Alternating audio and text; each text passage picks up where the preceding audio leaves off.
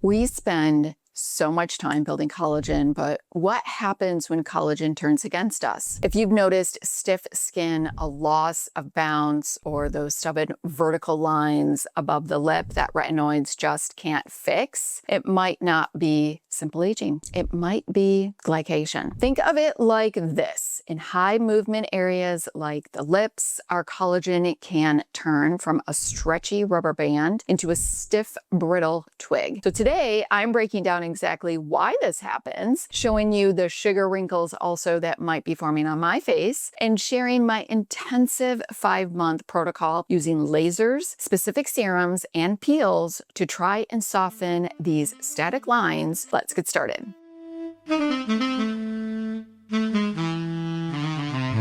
Glycation is a biological process that happens to all of us as we get older. Even healthy natural sugars from fruit or complex carbs can eventually attach to our collagen proteins. Think of your collagen like a fresh rubber band, stretchy and soft. Glycation is a chemical reaction that slowly turns that rubber band into something more like a dry twig. It effectively cross-links the fibers so they can't stretch anymore. While diet plays a big role, UV damage as well as smoking and simple aging are also huge factors. So if you're seeing these vertical lines on your mouth or loss of bounce, it's not necessarily because you ate a cookie. It's because your collagen has become stiff. Here is how we're going to soften it. Let's talk about where glycation hits the hardest. The barcode zone, I like to call it here. This is like that upper lip. These are the vertical lines directly above the top lip. These are often called smoker lines. Even if you've never smoked, you may see them. In glycation, they appear stiff and etched in. Rather than just appearing when you pucker, they're stuck. The skin here is constantly moving from talking and chewing. When collagen fibers get brittle from sugar, they snap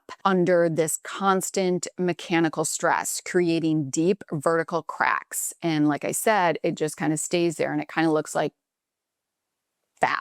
Also, you might get them horizontally and get that patchwork. You can also see glycation on the cheeks. You see crisscross kind of patterns and that look like the weave of a linen shirt or a wicker basket. Also, you can see the orange peel chin. This is located in the center of the chin. It is bumpy, uneven texture that looks like the skin of an orange or a golf ball. Even when you aren't flexing your chin muscles, you can still see it there. The eye area as well, mostly in this area because the skin is very thin under the eyes and even on the eyelids, it resembles crumpled tissue paper. It's not just crow's feet, which are dynamic wrinkles. It's a web of tiny static lines that don't disappear when you rest your face.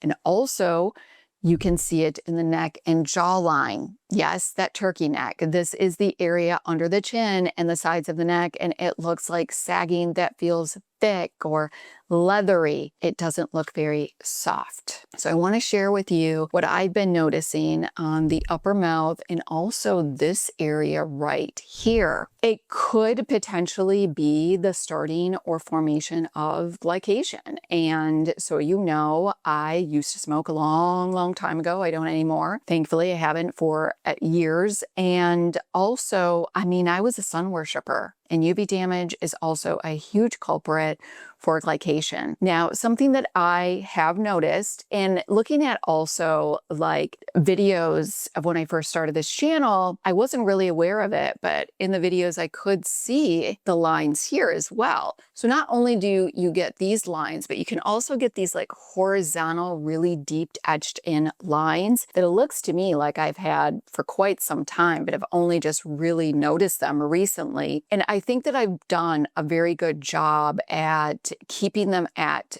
bay as far as not getting any worse in this area. And if you're new here, welcome. I've started my skincare routine about 5 to 6 years ago. I use beauty devices. I don't go in office, and I feel that I've made great progress. And we're continuing to journal and try new things that are at home to hopefully prevent us from going in office to do any type of, in-office procedures. That's my hope. So that's what we talk about here. If that's something that you are interested in, please subscribe. I would love to have you. And also something else that I am noticing is lines right underneath here and a line here that I was like, Now, I have realized that I have actually really neglected this area. And I think it's just out of not really thinking about it. I use radio frequency and I use it. However, here I do use microcurrent and I do use it around the mouth. But as far as radio frequency goes, I have not been using it around the mouth. And so I'm not sure if that is another reason why I'm seeing these lines. I do use a retinoid, but I'm hoping that maybe we can tackle this. And I'm going to bring you along on the journey and I want to share with you what it is that I'm doing. To reverse this, I'm launching a multi-step treatment plan of attack for the next 90 days. I've already started this about 6 weeks ago, and I'll get into that in just a minute, but I'm going to be doing also sharing with you a calendar of kind of how I'm doing this. But let's talk about what's in the toolkit and some of the things that I am using. So this is a new device, and these products they did send to me. The Tria at-home laser, I am using this to tackle this bottom area, and I am using the Mimi Silk Laser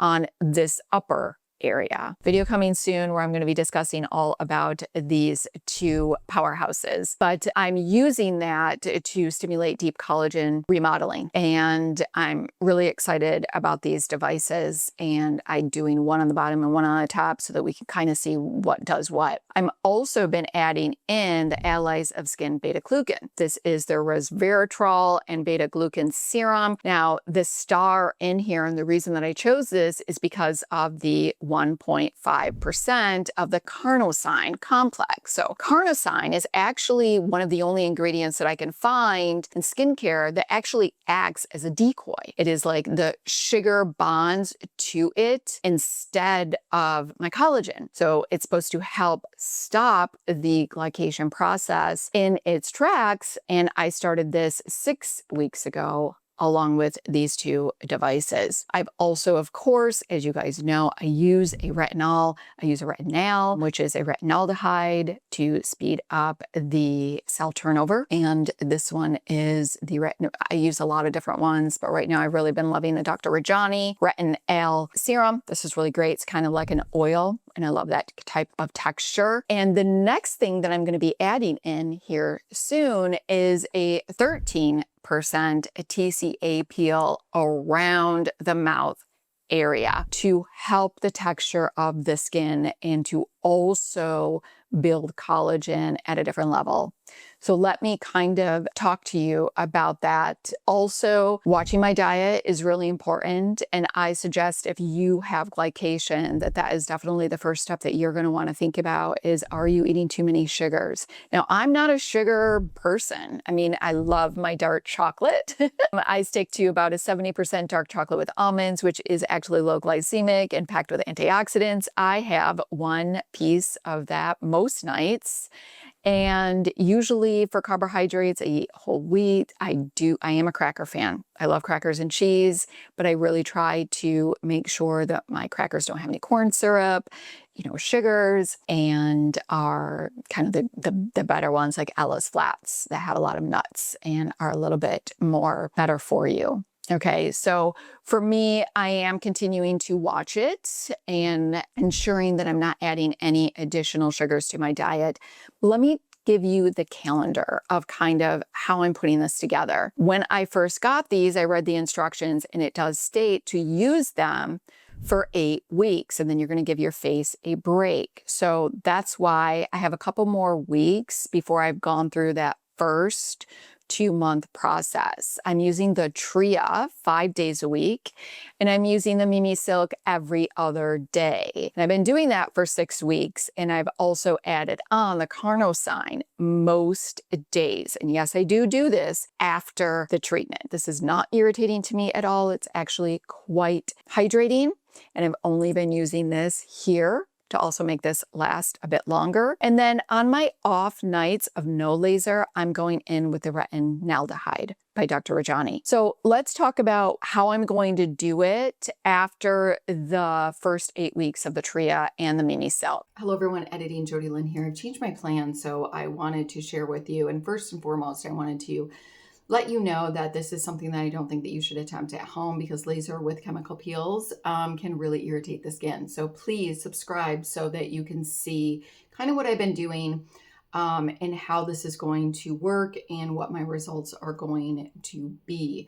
So after the initial 8 weeks of using Mini Silk and Tria Laser as directed on weeks 9 through 12, I'm going to give the skin a complete break.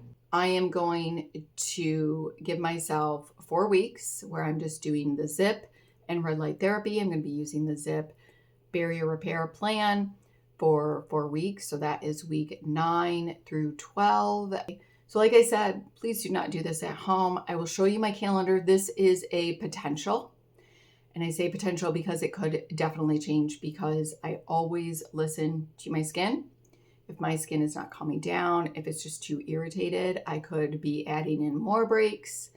But I think it's really important that you don't attempt this at home, because of the mere fact that laser and chemical peels, they're pretty intense, okay? I've been doing skincare and at-home beauty devices for the past 5 years, and so I kind of know how to work with it. I kind of know how to listen to my skin, and that is really important. So my skin is also pretty hardy.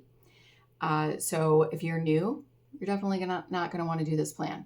So I am really excited to see what results we get from this. I will definitely be keeping you updated, and let me know if you have any questions regarding this. So make sure that you subscribe, because you're going to want to see my before and afters. And I'd love to know also, do you suffer from glycation? Have you been able to tackle it? And if so, how have you done it? Please share with us your journey. And if you have any questions, of course, please let me know. And if you like this video, go ahead and give it a like. Make sure you subscribe, hit the notification bell so you do not miss my upcoming videos. Until next time.